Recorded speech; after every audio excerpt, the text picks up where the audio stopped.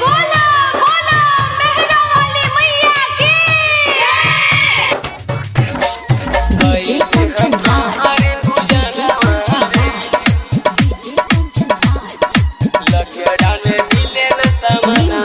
चौसीमा वैशाली।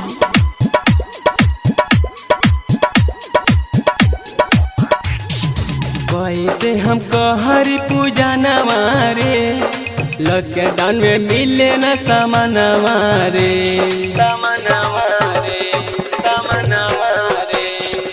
कैसे हम कहरी पूजा नवारे लॉकडाउन में मिले न सामानवारे कल सब उठाई पूजन कराई पचर गवा के माई के बोलाई कैसे हम कहरी पूजा नवारे लॉकडाउन में मिले न सामानवारे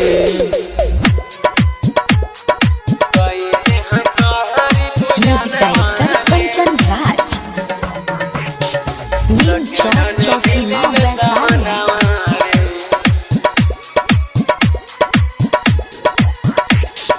हम नहीं जनन करोना आई देख दर्द गहरा जाई। हम नहीं जनन करोना आई देख दर्द गहरा जाई। कैसे हम जहाँ मंदिरिया रे कैसे हम जहाँ मंदिरिया रे जाए नहीं देव पुलिसिया रे कैसे हम कहरी पूजा नवारे लॉकडाउन में मिले न चुनरिया रे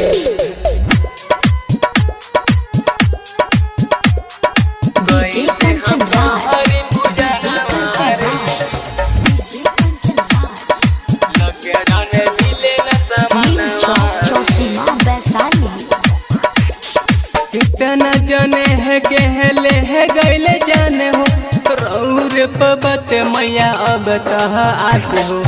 कितना जने कहले है गैले जाने हो रौर पबत मैया अब तह आस हो।